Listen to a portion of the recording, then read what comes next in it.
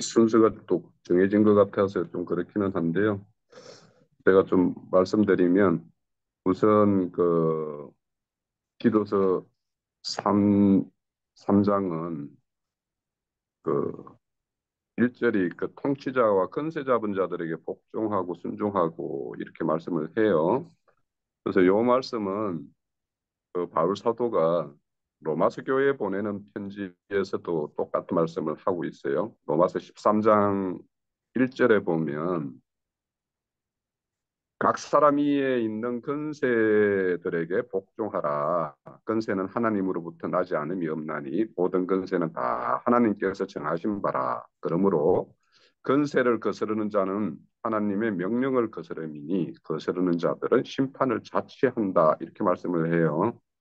그래서 우리가 어차피 우리가 세상을 떠나서 사는 것이 아니고 세상 가운데에서 하나님의 말씀을 가지고 살아가는 자들이에요. 그래서 세상에는 세상의 어떤 질서와 또 그에 맞는 어떤 자리, 권세 이런 것들이 이제 주어져 있죠. 그래서 그런 것들은 다 하나님이 낸다라는 거예요. 그래서 우리가 믿음을 가지고 믿음의 어떤 생활이 사회개혁 운동가가 아니에요. 근데 이 복음을 가지고 사회개혁 운동을 하는 파들이 있죠. 특히 그 병점 그 밑에 가면은 그 한신대 신학대학이 있죠. 한신신학. 그쪽 사람들이 그 세상 개혁 운동에 굉장히 그 몰입이 되어 있어요. 그 사람들은.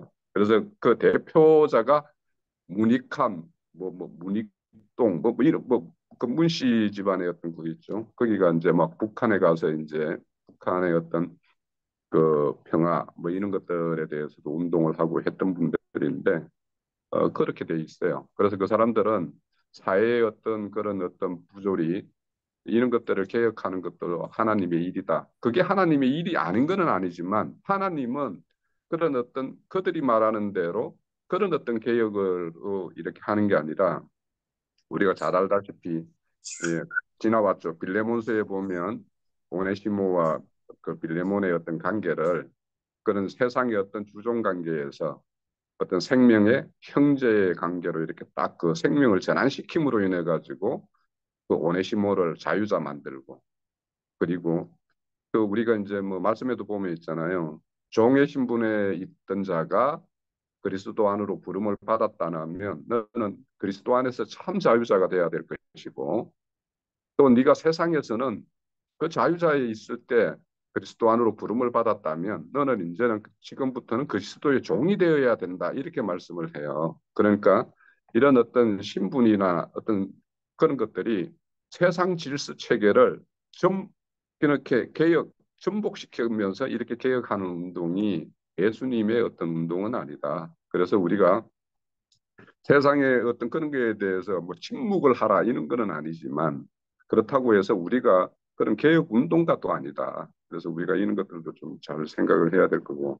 그래서 우리가 금방 그 로마서 말씀대로 모든 건세, 세상 건세, 질서 이런 것들은 다 하나님이 필요해서 내요. 그래서 그것들을 우리가 그 이스라엘을 심판할 때 도구로 쓰는 거 보면은 그 아수리아는 북이스라엘을 심판의 도구로 쓰고 남유다는 바벨론을 들어서 이제 그 심판의 도구로 쓰거든요. 그래서 우리가 주님도 이 땅에 오셔서 그 요한복음 16장에 보면 죄에 대해서 심판에 대해서 뭐 이렇게 책망하는데 그때 뭐냐면 심판이라는 것은 세상 임금들은 언젠가는 그들은 하나님의 어떤 도구로 쓰임을 받다가 심판에 넘겨질 날이 있을 거예요. 그러니까 그런 어떤 것이니까 우리가 이런 어떤 그 세상의 어떤 관계 속에서 이런 질서 이런 것들을 무시하는 그리스도인이 된다라면 그거는 하나님의 어떤 뜻이 아니다 이런 걸 먼저 생각해 볼 수가 있고요. 우리가 이제 그 여기에서 이제 하나 생각할 게 우리가 빌레몬과 오네시모의 관계에서 만약에 빌레몬은 복음안으로 들어왔고 오네시모는 안 들어왔다라면 바울 사도는 빌레몬에게 오네시모에 대해서 어떻게 하라고 이렇게 말했을까라는 것과 만약에 빌레몬은 안 들어오고 오네시모만 복음안으로 들어왔다라면 그러면 오네시모에게 빌레몬에 대해서 어떻게 하라 했을까 하는 것을 우리가 생각해 보면 이 문제는 좀 쉽게 이해가 돼요. 만약에 오네시모가 복음 안으로 바울 사도의 어떤 복음을 듣고 복음 안으로 들어왔다라면 빌레몬에게 가가지고 용서를 구하고 네가 과거의 종처럼 그렇게 해서 네가 참 그리스도인의 어떤 그런 음, 편지로서 향기로서 네가 그 빌레몬에게 네 과거의 모든 것들을 그 사함받는 그날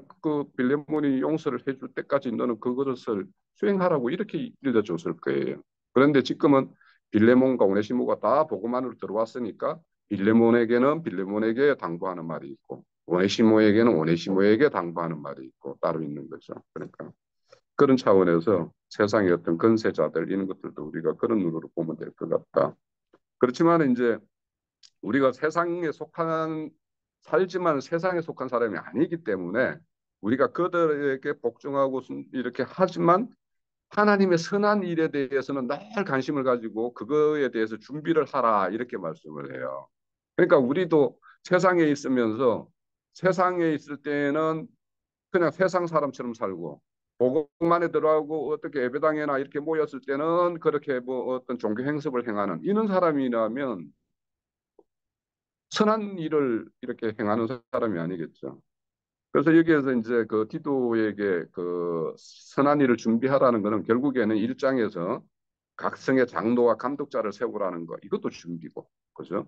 그리고 이제 교회 질서를 위해서 늙은 남자나 늙은 여자들이 어떤 덕으로서 교회에 참여해야 된다라는 것도 말씀을 했고 또 사도의 어떤 이임을 받은 디도에게는 네가 교회에서 어떻게 했으면 좋겠다 하는 것을 이 장에서 다 말씀을 하셨어요.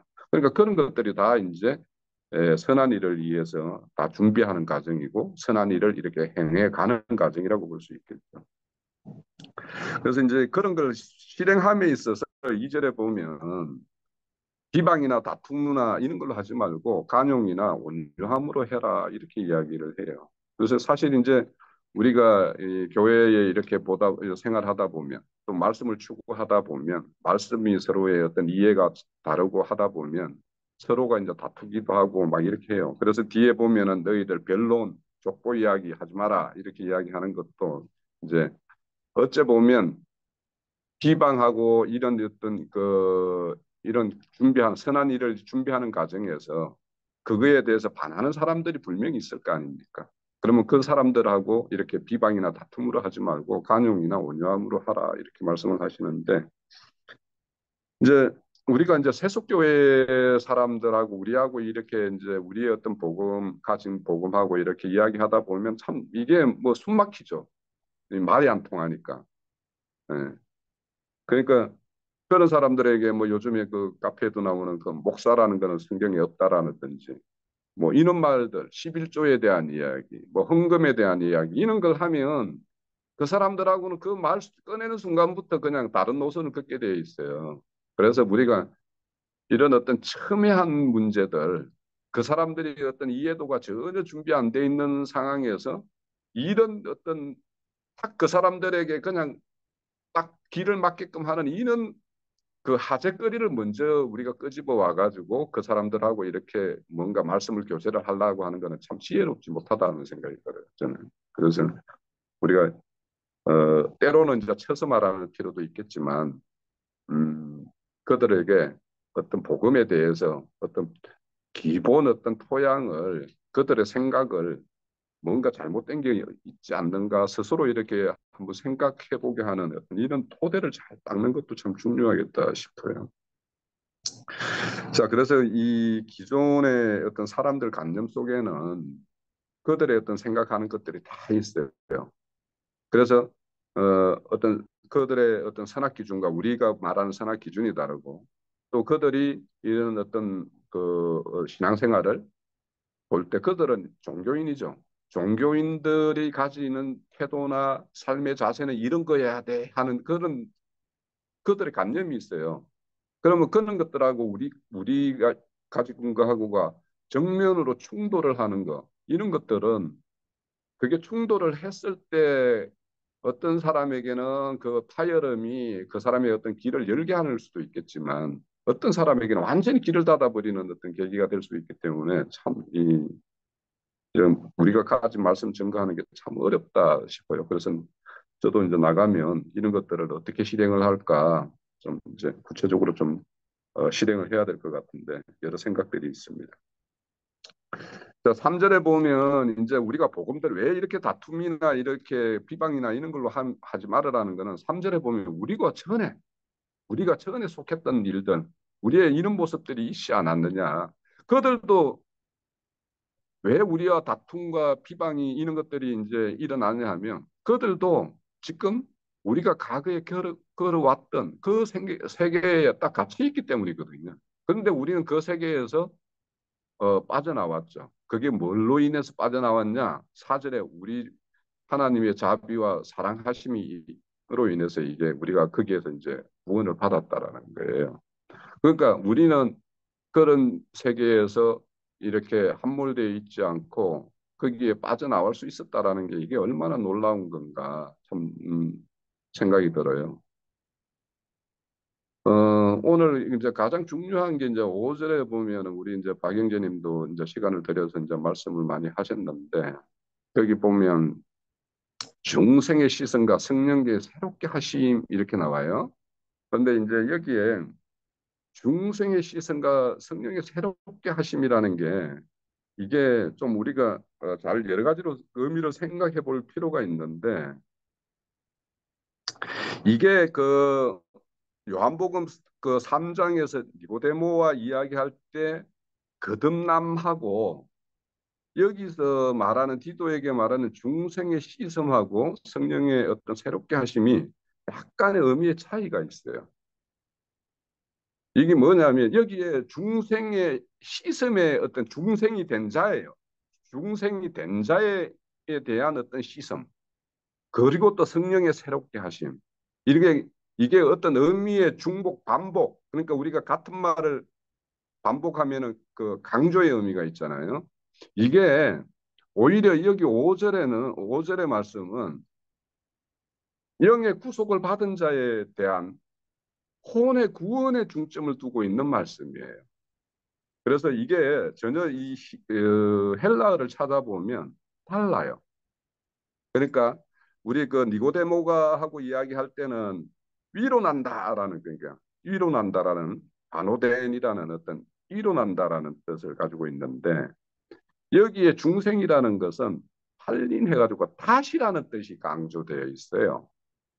그러니까 이게 이 중생의 시슴이라는 것은 다시 거듭나서 새 출발선에 서 있는 거기에 강조점이 딱 주어져 있어요. 제가 이제 이렇게 여러 가지를 찾아본 거는 이 단어가 중생의 어떤 중생이라는 단어가 똑같이 쓰인 단어가 딱 이게 성경에 딱 두 번 쓰였어요. 이 단어는 어디에 쓰이냐면 마태복음 19장 28절에 보면 나와요. 마태복음 19장 28절에 보면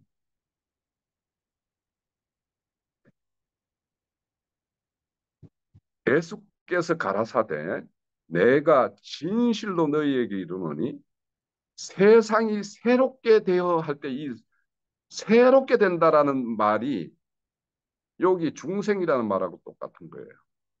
그러면 이 새롭게 된다라는 말은 또 뒤에 보면 성령의 새롭게 하심하고 말씀이 이제 중복이 되죠.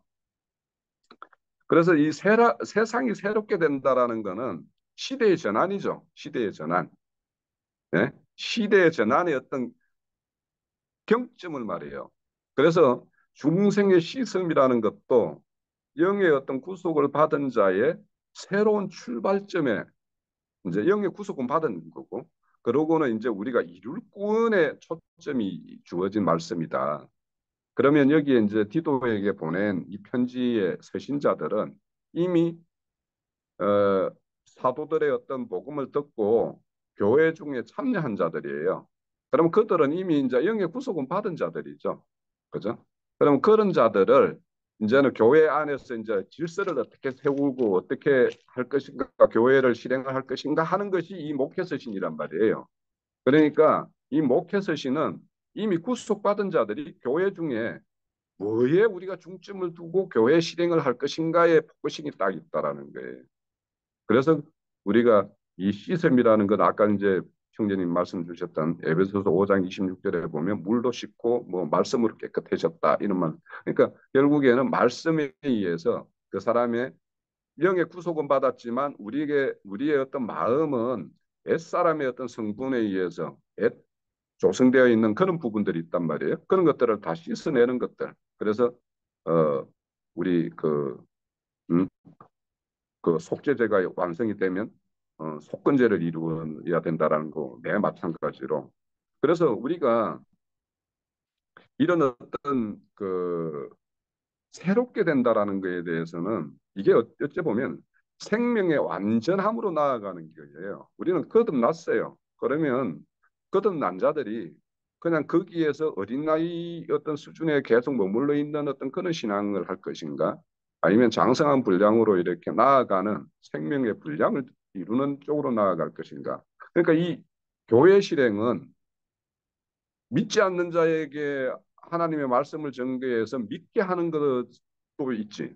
그러니까 그렇게 씨 뿌리는 어떤 역할이 있어요. 그렇지만 교회는 그 씨 뿌림을 받은 자들이 그 생명이 발화되어 가지고 온전히 그 생명의 어떤 표출이 이루어지는 그런 것들이 이루어지는 것이 또 교회가 할 일이에요. 그러니까 교회가 우리가 어떤 새 생명을 이렇게 얻는 것도 중요하지만 새 생명을 온전하게 하는 것 여기에 어떤 디도에게 사도는 중점을 두고 이렇게 강조하고 있다라는 것을 우리가 좀 생각하면 될 것 같고 그래서 우리 교회에는 명확하죠. 이거는 다른 교회에서는 혼의 구원이라는 말 자체도 잘 안 써요. 그런데 우리는 이 혼의 구원이 왜 이루어져야 되느냐? 앞에서 우리가 2장에 보면 그 하나님의 어떤 다른 교훈들이 훼손되지 않게끔 해야 된다라는 것과 그러니까 빛나게 해야 되는 것이 있죠. 10절에 2장 10절에 보면 우리 구주 하나님의 교훈을 빛나게 하는 것. 또 11절에 구원의 하나님의 은혜가 나타나게 하는 것. 이런 것들이 결국에는 뭐냐면 이걸 가리는 것 하나님의 바른 교훈과 하나님의 구원의 은혜를 가리는 게 뭐냐면 우리 옛사람이에요. 우리 옛사람과 옛생각이 하나님 우리가 복음을 증거하고 그들에게 우리의 어떤 그리스도인의 어떤 그런 것을 증거할 때 그들에게 설득력을 떨어뜨리게 하는 게 뭐냐면 우리의 옛사람이에요. 그러니까 이런 것들을 잘 중생의 시선과 성령의 새롭게 하심을 받았을 때 우리가 온전함을 이루는 것이고 또 여기에서 왜 여기에 보면 이제 뭐 성령의 부음에 대해서는 우리가 이제 너무도 잘 아니까 더 언급을 안 하더라도 6절에 보면 7절에 보면 영생의 소망에 따라 상속자가 되게 하는 것 이것을 이제 사도는 강조를 해요. 바울 사도도 늘 이 기업 없는 거 상속자 되는 거. 그러면 우리 주님이 우리 박영재님이 이제 늘 강조하시는데 우리 주님은 두 분 태어났다 났다. 그러면 첫 번째 난 거는 독생자로 오셨어요. 독생자로. 그리고 두 번째 난 거는 그 영에 의해서 맏아들로 나셨어요. 그럼 맏아들이 뭐냐? 상속자의 맏아들의 그 아들들의 상속자의 대표자가 맏아들이에요. 그러면 우리는 그에 속한 아들들이 있단 말이에요. 그러면 이 아들들이라는 게 왜 그는 맏아들이면서 모든 하늘과 땅의 모든 근세를 가지고 이 땅에 다시 오시는 그 영으로 오셨는가? 그렇게 올 수 있었는가 하면 그분은 어떤 신성만이 아니고 그분이 인자 예수로 이 땅에 오셔서 33년 동안 삶을 통해 가지고 그분의 인성까지도 완전히 영화롭게 된 분이에요. 그래서 그분의 어떤 그렇기 때문에 신성과 인성 모든 것이 영화롭게 된 분이기 때문에 하나님께서 모든 세상 천하의 모든 권세를 다 그분에게 주셨어요. 그 심판권도 그분에게 주셨고. 자, 그렇기 때문에 우리도 기업가가 여기에서 상속받는 영생의 소망에 따라 상속자가 되는 것, 상속자가 된다라는 것은 그분이 인성이 신성화된 것처럼 우리도 영화롭게 된 것처럼 우리도 이 땅에서 중생의 시선과 성령의 새롭게 하심에 따라서 우리도 그렇게 영화로운 어떤 인성을 갖추어야 돼요. 그래야지만이 아들들의 그 상속자로서 그 자격을 취득을 하는 거예요. 그래서 우리가 이 혼의 구원을 단순히 우리가 이제 교회에서 많은 말씀을 해요. 이게 강조도 하고. 그러니까 이거를 영의 구원도 있고 혼의 구원, 영의 구속이 있고 혼의 구원이 있다. 이 사실을 그냥 그래 성경은 그렇게 보는 게 맞지. 이렇게만 끝나는 게 아니라 진짜 혼의 구원을 이루어야 되는 거예요. 우리가. 그러니까 우리가 구호성으로 어떤 삶의 어떤 지식으로서 영에 있고 뭐가 있고 이렇게 아는 것이 중요한 것이 아니라 그걸 실제화시키는 것이 사실은 우리의 어떤 교회 실행이어야지 그 아는 걸로 맞춰지면 이거는 참 하나님으로부터 더 책망받을 일이죠. 알면서 하지 않았을 때. 그래서 우리가 이렇게 여기에 상속자로서 이렇게 영생의 어떤 소망이 있다는 상속자가 되는 거 이게 우리의 어떤 신앙의 어떤 결론이에요. 결론인데 이게 되기 위해서는 우리의 어떤 인성 그러니까 우리의 어떤 마음과 생각 아까 형제님이 말씀하신 영도 새롭게 되어야 되고 마음도 새롭게 돼야 된다라고 하는 그러니까 그 마음이 새롭게 된 사람들에게 나타나는 것이 뭐냐 이 앞에서 나오는 감독자나 장로들이 요구되는 어떤 내용들이 있죠. 이것이 그냥 생명률에 따라서 그냥 이런 것들이 되어져야지 사실은 상속자로서의 어떤 그 결과에 이르는 사람이라고 할 수 있을 거예요. 그래서 우리가 이거를 어, 아까 이제 옛사람을 쳐야 된다 이렇게 이제 말씀을 많이 하셨는데 그렇죠. 우리가 그 지금까지 그 세상 속에서 살면서 세상의 어떤 법칙에 따라서 이렇게 우리 인생이 이렇게 걸어온 족적들이 훨씬 많아요. 교회 속에서보다. 그러면 우리에게는 그런 흔적들이 너무도 많이 남아 있어요. 저도 가끔 이렇게 교회에서 병원에 있으면서 제 스스로가 한심하다는 생각이 들을 때가 많아요. 이런 일을 당했는데 이런 일을 당해서 그건 이제 7개월을 여기 감옥 상살 없는 감옥살이를 했는데도 불구하고 여전히 애생각이나 뭔가 생각 부터 들어와서 뭔가를 저지르는 것들이 있어요. 참 저도 그런 거 보면은 하나님한테 내가 얼마나 맞아야지 정신을 차릴지 나도 모르겠습니다. 내 스스로 그런 말 많이 해요. 많이 하는데 에, 뭐 저뿐 아니라 우리 형제 자매님들이 우리가 장작교회를 실행한다라는 걸 그냥 말씀의 어떤 가진 말씀의 어떤 차별성 이거에만 족하지 않고 우리 스스로의 모든 인격이나 이런 것들이 이 말씀과 등치되게 그렇게 이루어가는 면에 우리가 좀 더 매진할 필요가 있겠다 이런 생각을 듭니다. 저 스스로를 보고 저는 그렇게 이야기를 하고 있어요. 뭐 우리 형제 자매님들이야 잘 하시겠지만. 자, 그래서 우리 그러니까 영생의 소망이라고 하면서 상속자라고 말하는데 우리가 영생, 영원, 영생 뭐 이런 거 말할 때 영원히 살면서 저게 기업이 없어가지고 늘 빌어먹어야 된다라고 생각하면 그게 뭐 저 좋은 천국이었어요? 그죠? 그러니까 우리가 갔을 때 그래도 세상에서도 자기 집에 그래도 두 다리를 뻗고 쉴 어떤 집 칸이라도 있을 때 마음이 편하고 안식이 되듯이 우리가 영생을 누릴 어떤 그 세계에 갈 때 우리에게 기업이 없어가지고 남에게 늘 수치스럽고 뭔가 이런 어떤 뭐 계시록에 보면 그 생명나무 잎으로 늘 평생 동안 치유를 받아야 되는 어떤 그런 존재로서의 어떤 신앙의 결과라면 참 그게 어떠할까 생각해 보면 우리가 어떻게 준비하고 해야 될까 이런 것도 이제 정리가 될 것 같아요. 자, 8절에 보면 이제 지금까지 1, 2장에서 이렇게 여러 가지 이제 준비 요구하는 것들을 이제 말씀을 주셨고 또 3장에서 1절에서 7절까지 언급된 내용들을 이제 쭉 이렇게 말씀하면서 이런 말씀들을 디도에게 강력하게 선포해야 된다라고 말씀을 해요.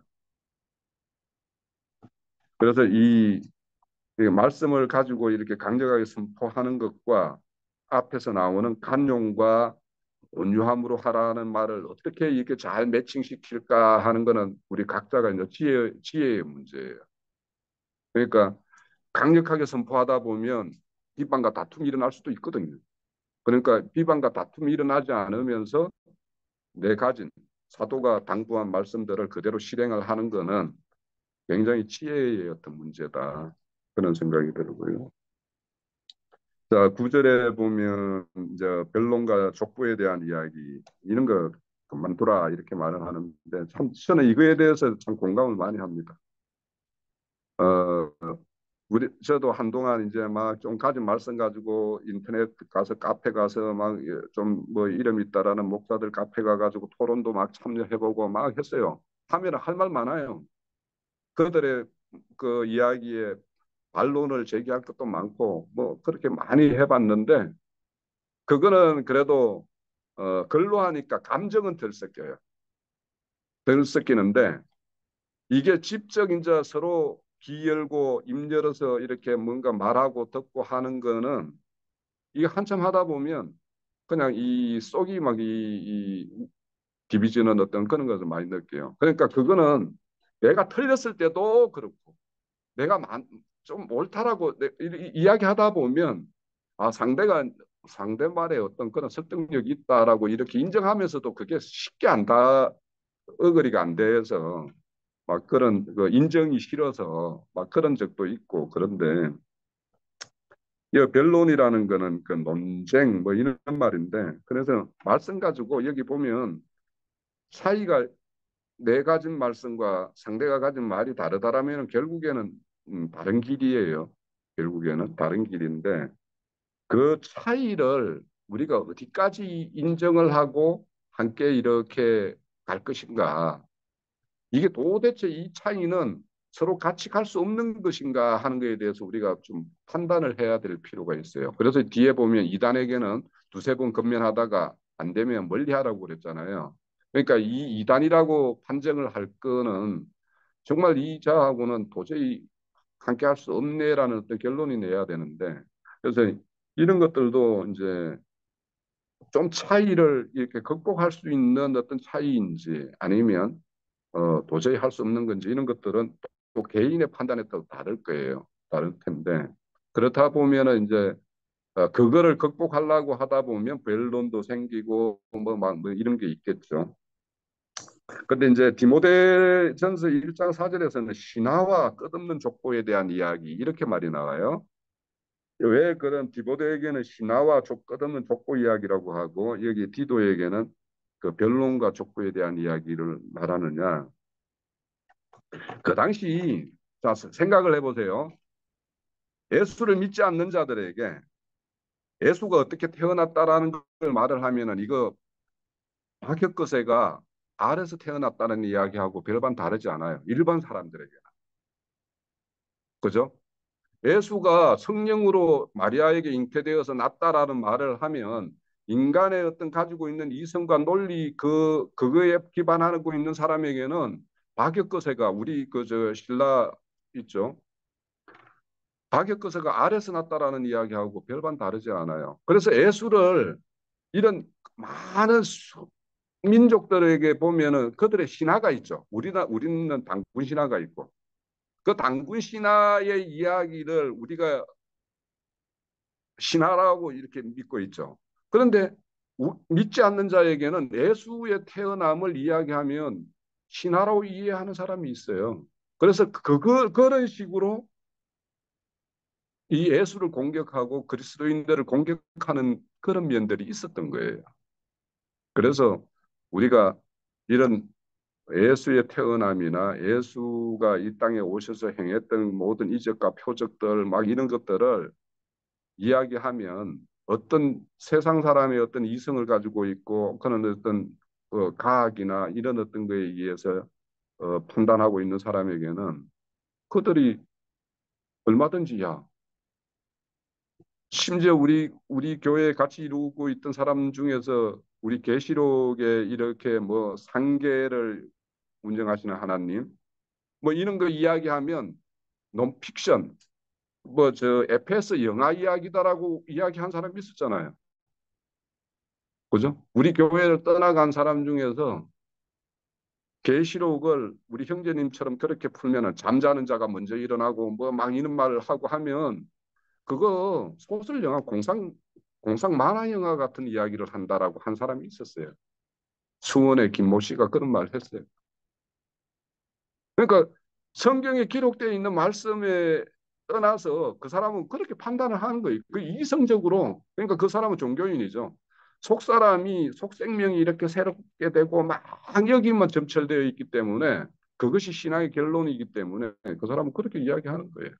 그래서 우리가 성경에 있는 이런 어떤 말씀들을 그 어떤 본질에 대해서 우리가 알지 못하면서 이 말씀을 일반 사람에게 가서 이야기하면 야, 뭐 옥에 뭐 베드로가 옥에 갇혔는데 그게 뭐 옥문이 막 열려가지고 막 이렇게 끄집어낸 이야기 막 이런 거 이야기하면 그건 뭐 그 만화책에는 얼마든지 그릴 수 있는 이야기 같이 그렇게 이해하는 사람들이 있다라는 거예요.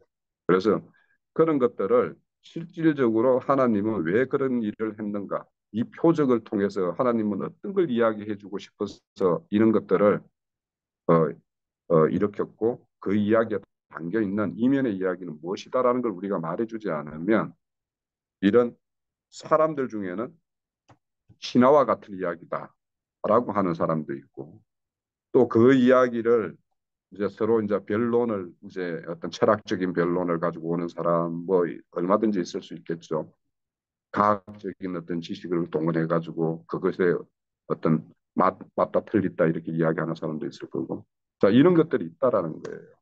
그래서 우리가 이런 어떤 그 성경에 기록된 말씀의 이야기들을 저기 행한 예수님의 어떤 행적이나 이런 것들에 대한 어떤 포적과 그 거기에 담겨 있는 하나님의 어떤 본질의 내용을 우리가 알지 못하면 남들에게는 공상 만화와 같은 이야기를 전해주는 사람인 것처럼 들릴 수도 있어요.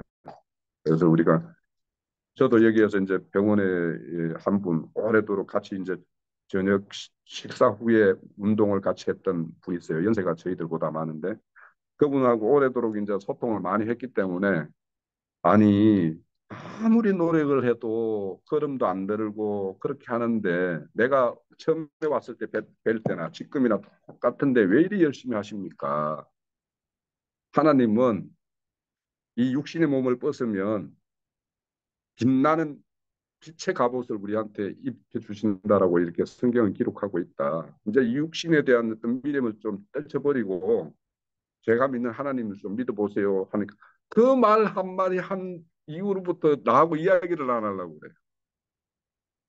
그러니까 그 사람들은 그냥 조상신을 믿는 사람이기 때문에 그래서 우리가 그분의 어떤 형편이나 이런 것들을 어, 좀 더 이성 있는 사람들, 좀 젊고 뭐 생각 있는 사람들에게 우리가 이야기할 때 그거는 어, 그리스 신화나 뭐 애굽 신화나 이런 데 보면 삼신론 이야기 많이 나오기 때문에 그거 예수님이 이 땅에 오시기 전 훨씬 전에 그런 이야기가 다 있었던 이야기를 성경에서 그냥 그대로 따와서 이야기하는 거다 이렇게 말하는 사람 많이 있어요. 책 많이 본 사람들이. 뭐 그런 사람들은 예수의 이야기나 뭐 이런 게 하면은 신화와 같은 이야기라고 이야기하고 또 이 족보 이야기는 이제 그 유대인들에게 하는 이야기죠.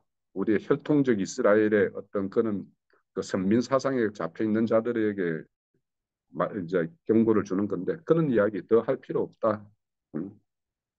그래서 유대인들에게도 복음이 때가 천년왕국 시대가 전환이 되어야지 그들에게 다시 복음이 들어가는 것이지 이 시대에 에, 우리가 그 유대인들과 같은 어떤 그런 사상에 젖어 있는 사람들에게 우리의 어떤 복음을 자꾸 강조한다고 해서 그 시기와 때가 있기 때문에 우리가 그런 걸 염두에 두고 우리가 복음 생활 전도 이런 것도 좀 할 필요가 있겠다 싶고요. 오늘 기도서 마치는데 여하튼 기도에게 부탁하고 이렇게 강조하는 것들은 이 시대 우리에게 교회의 어떤 실행에서 부탁하고 그런 걸로 우리가 다 반드시 드려야 되고 또 우리 형제님들은 이런 어떤 교회의 어떤 그 책임 있는 어떤 자리들을 가지고 있는 사람들은 이 바울 사도가 디도에게 건면하는 내용에 대해서 우리가 좀 마음에 두고 교회 실행을 좀 이렇게 걱정할 부분, 세울 부분 뭐 이런 것들도 함께 논해 갔으면 좋겠습니다. 예, 사실은 이제 이 족보라는 이 말도 태초라는 말의 어원에서 족보라는 말이 나와요. 그래서 저도 이제 이게 왜 태초하고 족보하고 이렇게 연결이 될까? 네. 또 새롭게 하심이라는 말도 태초, 족보 이런 것들과 연결이 되는 것을 갖다 이렇게 좀 생각을 하게 되었는데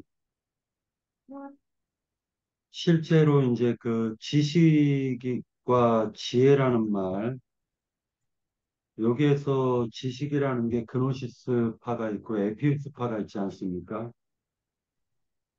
그런데 아까 홍석인 형제님께서 말씀하셨던 것처럼 예수님께서는 사람들에게 사람들에게 비유로만 말씀을 하세요. 비유로만. 그러면 그것을 갖다 그 비유의 뜻이 무엇인지 찾는 자에게 그것을 또 해석을 해줘요. 우리가 전도를 하다 보면 그 사람은 자기가 죄인이라는 걸 전혀 깨닫지 못하고 자기가 지금 삶이 부족한 게 전혀 없으면 지금 현재대로 무신론이면은 신은 없다라고 믿으면 그렇게 살고 싶은 거지 바뀌고 싶은 생각을 전혀 없는 거예요. 그 사람들에게는.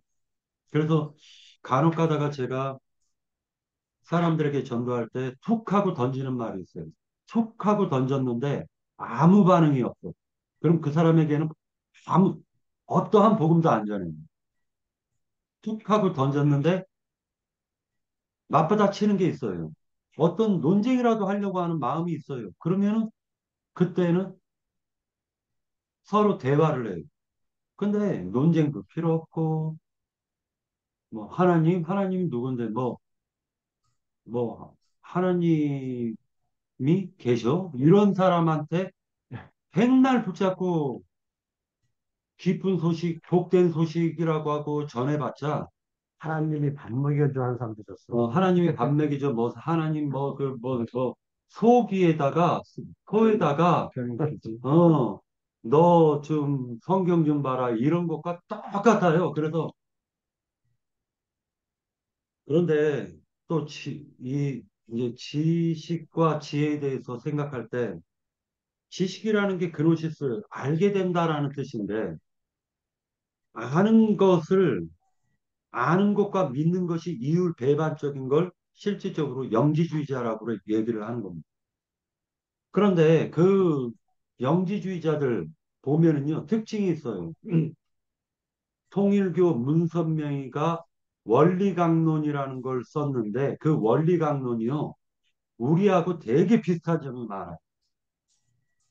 되게 비슷한 점 많습니다. 신천지 애들이 비유풀이 하는 게 우리하고 비슷한 부분 많아요. 근데 그들이 우리랑 믿음이 같아요? 다르잖아요. 다르잖아요. 그래서 알게 된다라는 것에 너무 초점을 맞추면 안 돼요. 너무 초점을 맞추면 안 돼요. 알게 되는 것, 새롭게 알게 되는 것이 중요하지만 그 알게 됨으로 말미암아 많은 경험을 통해 가지고 지혜가 더해져야 돼요. 이건. 그 부분이 저는 중요하다고 봐요. 그래서 나 형제님의 말씀은 항상 들으면은 성경에 있는 말씀을 영적으로 풀어서 설명을 하고 나서 그것을 갖다가 강요를 안 해요. 깨달을 때까지 기다려줘요. 그러니까 이것은 생명률이기 때문에 경험이 필요하기 때문에 지혜란 지식을 알게 됐다고 해가지고 너 알았지? 너 알았지? 이렇게 되는 게 아니라는 거예요. 알게 된 것을 자, 장사하면은 잘못하면 망한다는 거 알아요. 알지. 지식적으로 알아요. 직접 장사해가지고 왜 망하는지에 대해서는 몰라요. 이게 지혜라고. 그렇지. 성경을 많은 목사들하고 얘기하면 그거 비유풀이하고 지식적으로 굉장히 많이 따답다 하는 사람들은 많습니다. 맞지. 알게 된 거는 맞아요. 예수 그리스도의 보혈의 피도 알게 된 건 맞아. 그러나 그것이 하나라도 자기에게 적용되는 게 하나도 없더라는 거예요. 그걸 그노시스라고 하는 거예요. 그러니까 영지주의. 그게 네. 그러니까 네, 그게 지식이라고 하는 것은 우리가 진리를 한계를 두고서 하는, 그래서 저는 저번에 그거를 어떻게 표현을 했냐면은 생명의 법칙이라든가 주님을 아는 그 지식, 말하자면 진리의 지식을 우리가 흔히 저기를 할 수 있고, 또 지혜라고 하는 것은 그 진리의 지식이, 저는 그거를 많은 고난과 연단을 통해서 알아지는 거다 했는데, 결국은 그것이 말씀이 육신이 되어져 가는 어떠한 그런 체험, 경험을 통해서 알아지는 그것이 이제 지혜인 거거든요. 그러니까는 지식이라는 것은 진리의 지식을 알아서 말씀이 육신화 되어져 가는 것 과정을 거쳐 갖고 나오는 것은, 그것은 지혜다. 우리가 이렇게 쉽게 그렇게 구분을 할 수 있지 않을까 싶어요. 그리고 박 결국에는 형제님 이야기 다 하셨나? 네. 요것만 얘기하고 끝낼게요. 네. 예수님께서 비유로 말씀하신 것은 갈급한 자를 찾기 위함인 도구였다라는 것이. 갈급한 자들은 그 비유가 무엇입니까 하고 찾아오게끔 예수님께서는 많은 사람들에게 그냥 비유로 툭 하고 놓는 거예요. 그냥 어떤 천국은 마치 그냥 떡덩이가 있는데 몰래 누룩을 섞고 간 여자와 같아. 딱 그래버려요. 그러면 그 말씀을 갖다가 그 의미가 무엇입니까 하고 물어볼 때에 그 사람에게 해석을 해줬다라는 것이 있어요. 그러니까 그 부분만 얘기하고 저는 끝냈겠습니다. 예. 예, 말씀하십시오, 니나장. 네. 앞에서 형제님들이 많은 말씀을 다 하셨어. 이제 그랬는데, 이제 그 말씀 중에는 주로 이제 어떤 여기서 쓰여진 중생의 시심이라든가 성령이 새롭게 하는 그 말씀에 대한 그 이해관계, 이제 그거를 많이 이야기를 하신 것 같아. 그러는데 이제 저는 무엇을 얘기하고 싶냐 하면, 사도 바울이 이 디도에게 어떠한 것을 너는 사람들에게 분명하게 가르쳐 주기를 원한다 하는 그 말씀이 이 내용 안에 있는 걸로 저는 알아져요. 그게 뭐냐 하면은 5절 4절에 보면은 우리 구주 하나님의 자비와 사람 사랑하심이 나타날 때에 하고 그 말씀을 우리가 이해를 할 것 같으면은, 결국은 이것은 하나님의 자비와 사람 사랑하심이 나타난다. 그거는 즉 우리는 받는 사람은 우리가 하나님으로부터 말씀으로부터 우리가 감동을 받았을 때는 하나님의 그 사람 사랑하심과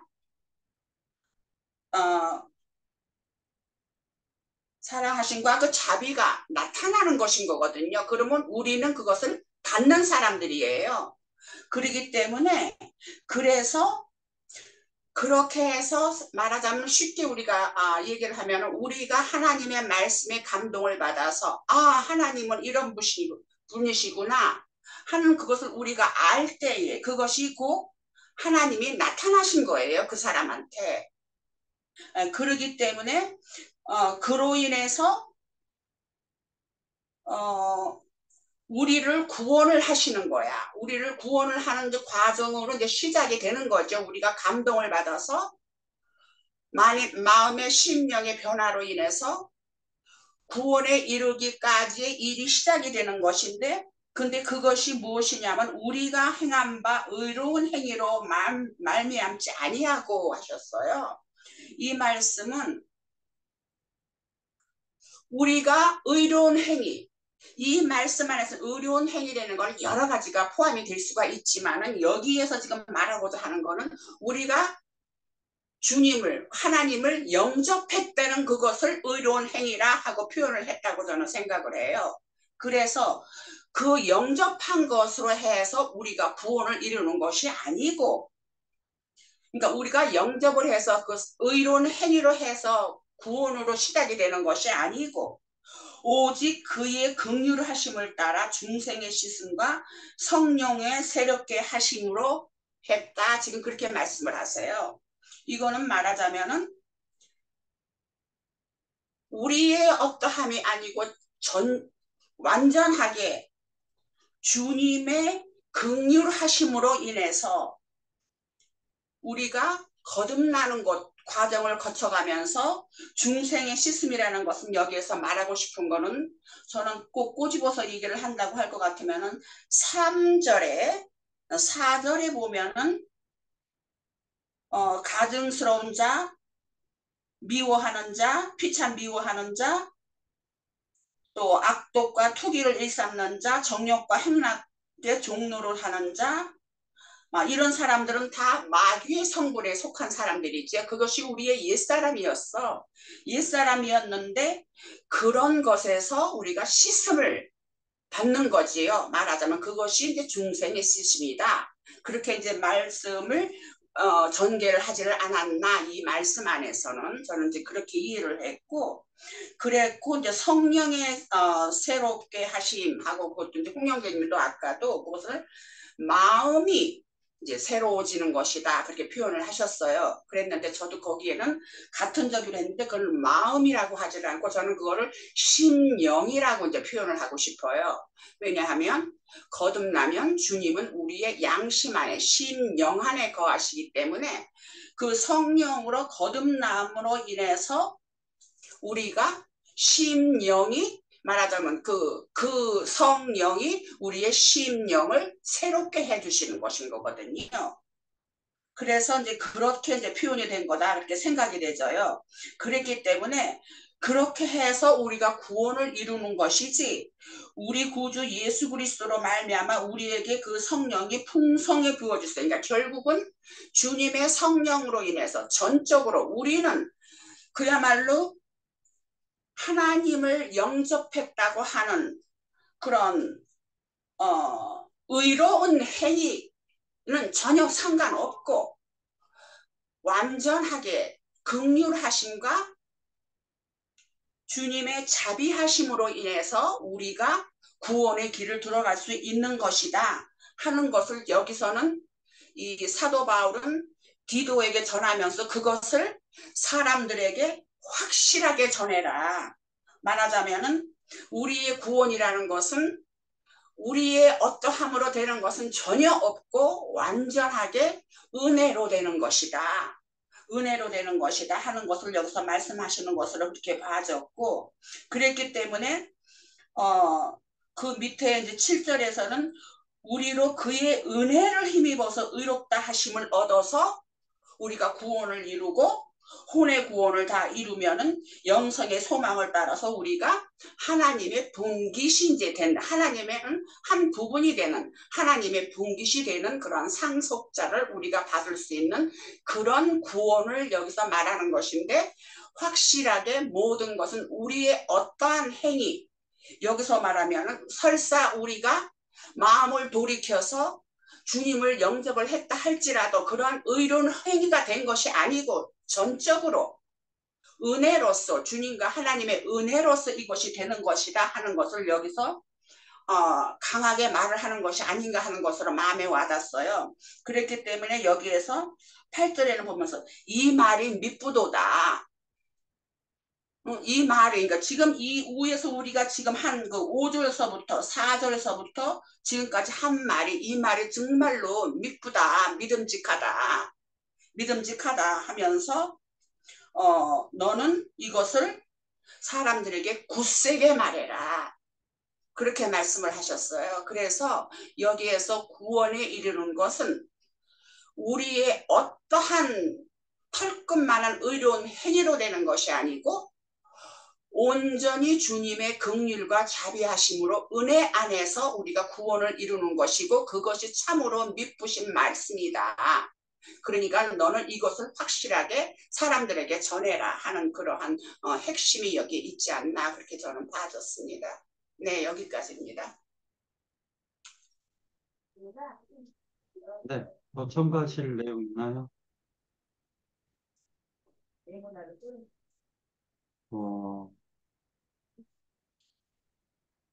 첨가할 내용이 있으신가요? 없으면 이것으로 마치고요. 있으면 더 하고요.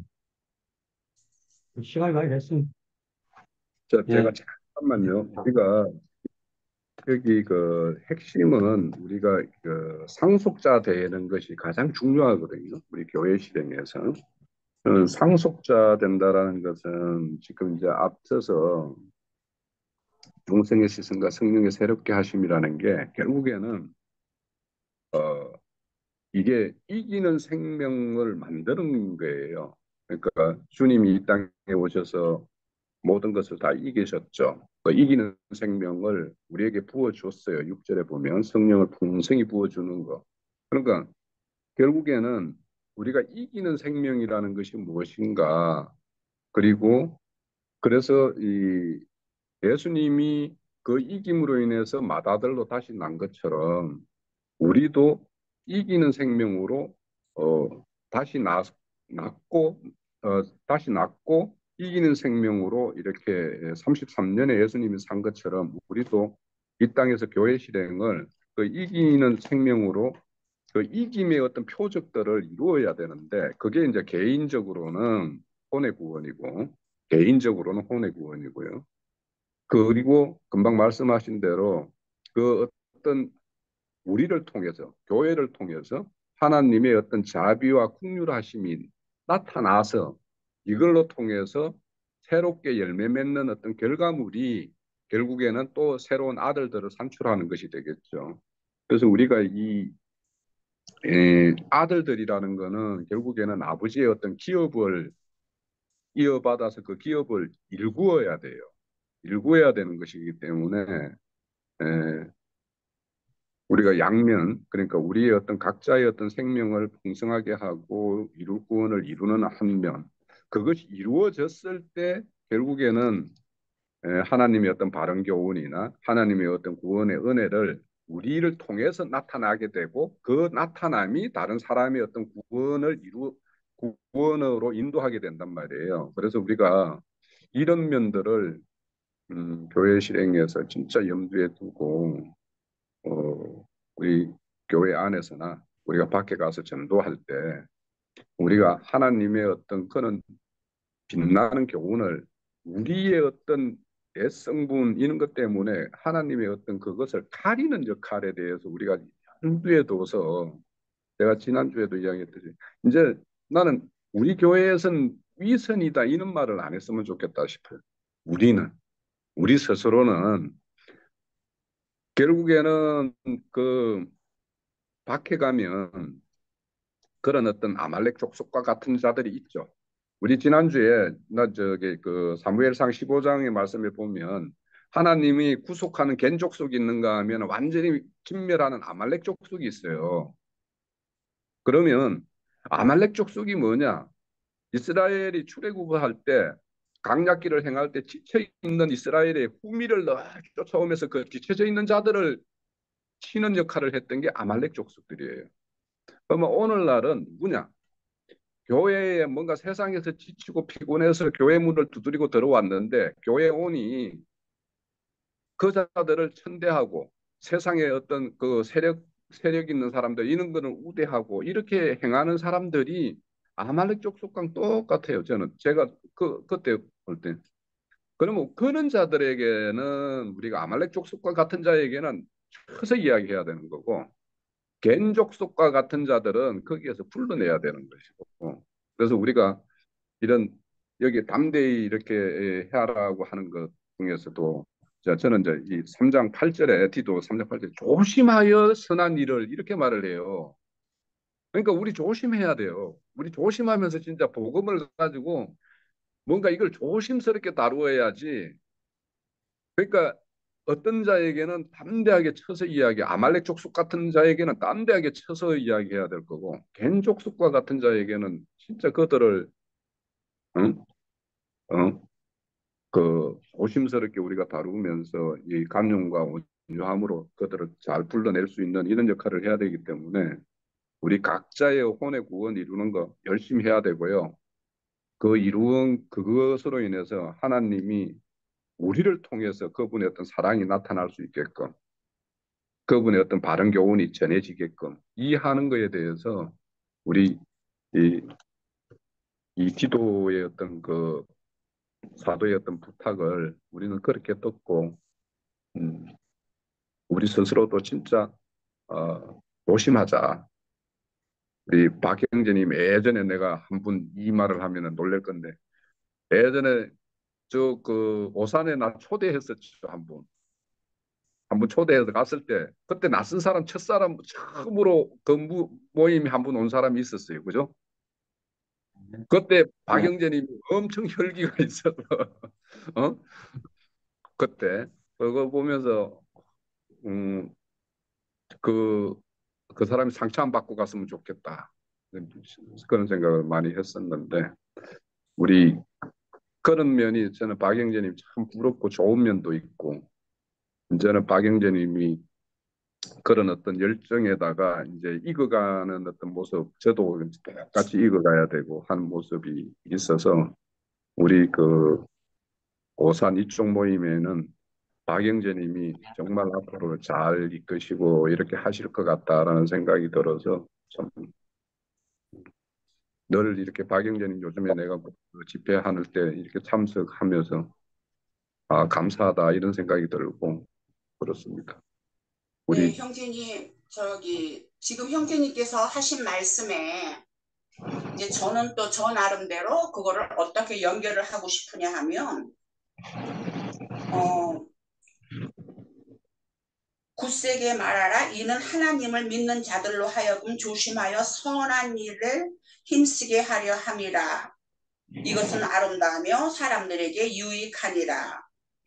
했는데, 조심해서 하라고 하는 그 말 속에는, 왜냐하면 사람들이 어떠한 교만이라는 것이 속에서 자기가 어떤 하나님의 선한 일을 하다 보면은 자기 안에서 교만이라는 것이 또 이렇게 자리를 잡고 쏙 올라올 수가 있잖아요. 그래서 그런 저기로 그런 상황이 온다고 할 것 같으면은 그 다음에는 이제 자기가 머리가 되려고 하는 그런 저기가 많잖아요. 주님 말하자면 오늘날에 많은 자기가 그다 하는 사람이 있는 것처럼 그래서 그러한 면도 이 안에서는 전 내포가 돼 있다 하는 거를 저는 좀 느껴요. 그래서 항상 모든 것은 주님의 은혜로 되는 것이지 우리가 털끝만큼도 잘난 부분이 있고 우리의 어떠한 의로움으로 되는 것이 아니고 그러기 때문에 항상 겸손하게 낮은 마음에서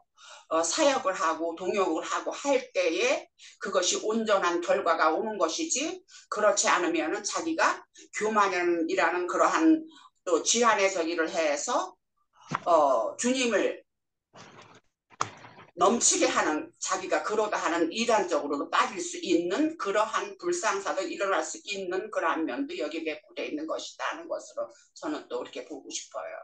저는 그 부분에서 내가 요 말을 한 이유는 박영재님의 그 예전의 이야기를 이제 잠깐 언급한 이유는 박영재님이 예전에 이제 우리 그 예천에 무슨 애당 저수지 갔을 때 밤새워서 우리 이제 말씀을 막 이렇게 논했어요. 그런데 박영재님이 한 80% 이야기하고 내가 한 20% 했을까 몰라. 하여튼 엄청난 열정을 가지고 계세요. 진짜 부러워요. 우리가 배워야 될 부분이고. 또 그 말씀 전파할 때 그 아주 담대함도 있어요. 늘 저는 박영재님 보면서 아, 참 정말 내가 배워야 될 게 저런 열정이고 저런 건데라는 생각 한편을 하면서 그 어떨 때는 이제 좀 거칠다라는 거칠다라는 어떤 그런 느낌을 내가 받았었어요. 그런데 최근에 오셔가지고 박영재님이 그런 면에서 되게 이제 박영재가 요런 면으로 요렇게 전환이 됐으면 진짜 좋을 텐데 하는 부분으로 그렇게 이제 좀 이렇게 가고 있어서 진짜 박영재님이 참 큰 은혜를 받고 요즘에 교회에 그런 어떤 인도자로서의 어떤 이치를 이렇게 잘 이렇게 세워간다라는 생각이 들어서 옆에서 이제 같은 동료로서 정말 되게 다행스럽게 생각하고 고맙게 생각도 하고 함께 이렇게 좋은 어떤 교회 모임을 이렇게 이루어 갈 수 있겠다라는 생각이 들어서 그래서 과거의 것들을 생각을 해보면 박영재님이 이제 그럴 때 내가 좀 나영재님도 과거에 했던 거가 후회스럽다라는 말씀도 막 하시던데 아, 그런 것들을 우리가 요 말씀에 보면 조심스럽게 하는 거, 뭐 이렇게 간용과 온유로 하는 거 이런 말씀이 나왔으니까 우리 박영재님이 앞으로 잘 갈 수 있을 것 같다. 이런 책을 우리가 직접 우리가 이제 다루어 봤으니까 듣는 게 아니고 다루어 봤으니까 그래서 아, 이런 어떤 디도서나 이런 앞으로 다룰 디모데전서를 다루면서 우리가 참 교회 실행에서 배울 게 많겠다 생각이 들고 그 방향으로 잘 가고 있다라는 걸 우리 스스로 좀 격려하고 뭐 이렇게 하자고 제가 말씀드립니다. 그리고 이제 그 강조하고 싶은 게, 요번 주 말고 이제 뭐 다다음 주인지 언제가 될지 모르겠는데, 성이 뭐죠? 만복, 이만복. 이만복, 이만복이라는 분이 새롭게 참석할 수가 있어요. 그래서 참석할 수 있도록 좀 많이 좀 해주시고요. 이름은 들어본 이름 같아요. 아니요, 우리 강아지 이름이 만복이었는데, 어, 우리 강아지 이름이 만복이었는데, 그분이, 전함이 어떻게 되십니까? 그러니까, 네, 이 만복이야. 그래서, 속으로, 우리 강아지 이름이 만복이었는데, 그랬어요. 그분이 참석할 수 있도록 지금 기도 좀 해주시고, 또, 이만복, 그분은 황정한 형제님하고, 홍성수 형제님이 이렇게 전도해가지고 얻은 영혼이에요. 그래서 그분이 이제 말로는 조만간에 참석하겠다고 얘기를 해요. 그래서 형제 자매님들이 많은 은혜를 좀 주시기를 바랍니다. 그리고 또 집사람이 그 전도한 자매님이 계시는데 그분도 또 참석할 수 있도록 좀 기도 좀 많이 부탁드릴게요. 네. 네, 그래서 좀 그렇게 해서 좀 풍성하게 이제 그분들이 오시면은 한 자매님은요 좀 자매인데 나이가 좀 드셨는데요. 예전에 공수부대였었어요. 공수부대. 말이 막 카리스마가 막 펑펑 넘쳐요. 막. 그냥 막 명령 주고, 이영애, 알았어. 딱 이런 형식이에요. 그 자매인데, 그래서 저는 그 자매가 상당히 좀 기대가 돼요. 그래서 좀 그 자매님 꼭 참석할 수 있도록 좀 기도 좀 많이 좀 해주십시오. 네. 성함이 어떻게 되니? 성함. 성함을 내가 몰라. 최신순. 어, 신앙생활 예전에 했었는데 시험 들었대요. 최희순님. 최희순님 위해서 좀 기도 좀 많이 좀 해주십시오. 이름이 뭐? 최희순. 네. 그러면 이것으로 마칠게요. 저희도 배가 고프네요. 기도 좀 해주십시오. 네, 건강히 잘 지내세요.